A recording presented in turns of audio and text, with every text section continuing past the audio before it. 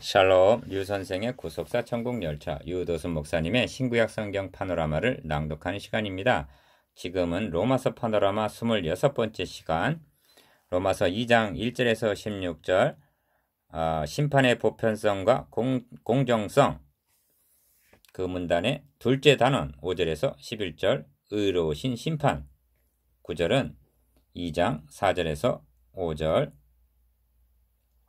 둘째 단은 2장 5절에서 11절이고 주제는 의로우신 심판. 26번째 로마서 강해는 9절이 2장 4절에서 5절.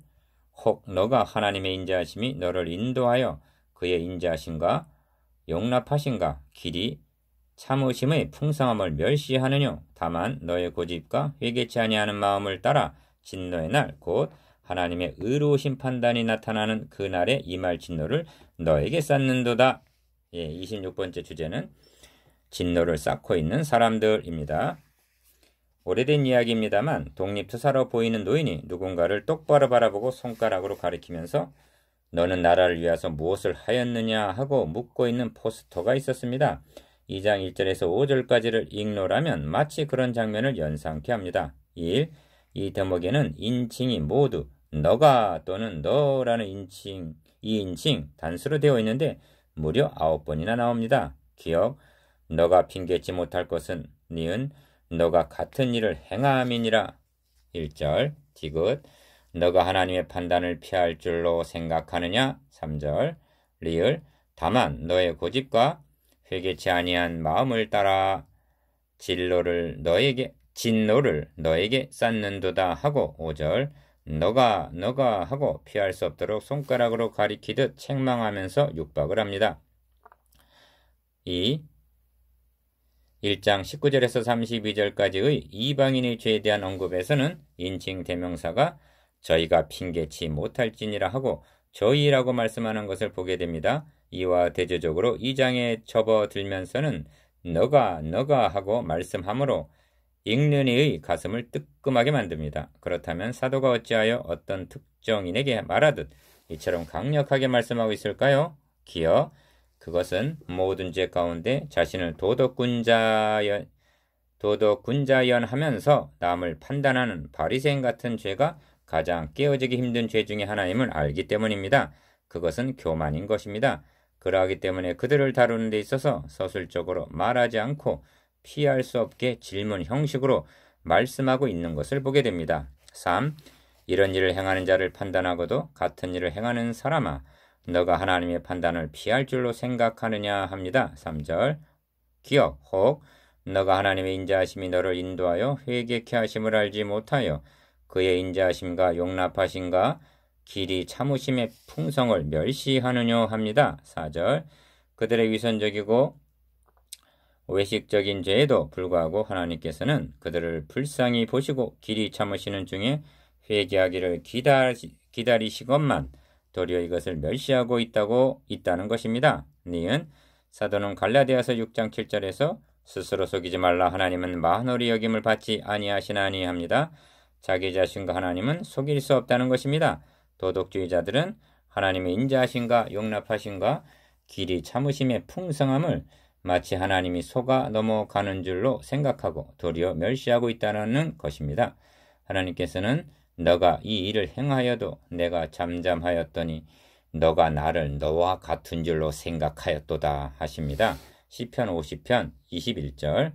4. 회개케 하심을 알지 못하여 합니다. 4절 중반절. 얼른 보기에 본문의 중심이 판단에 있는 것 같으나 핵심은 회개에 있는 것입니다.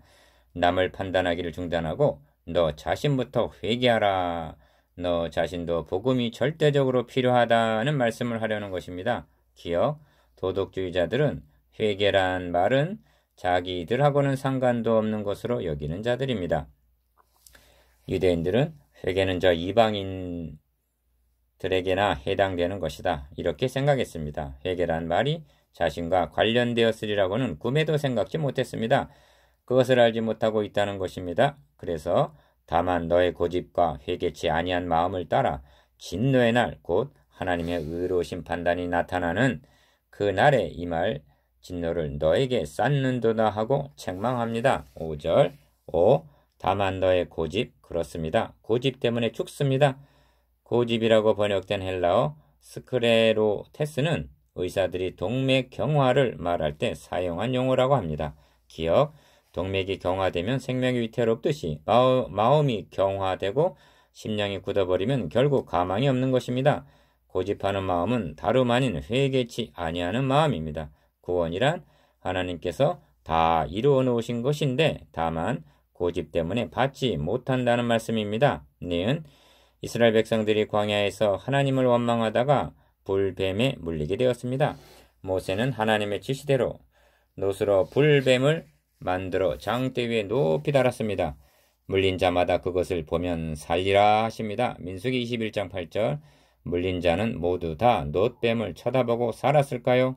6. 주님은 모세가 광야에서 뱀을 든 것 같이 인자도 들려야 하리니 이는 저를 믿는 자마다 영생을 얻게 하려 하심이니라 하고 말씀하십니다.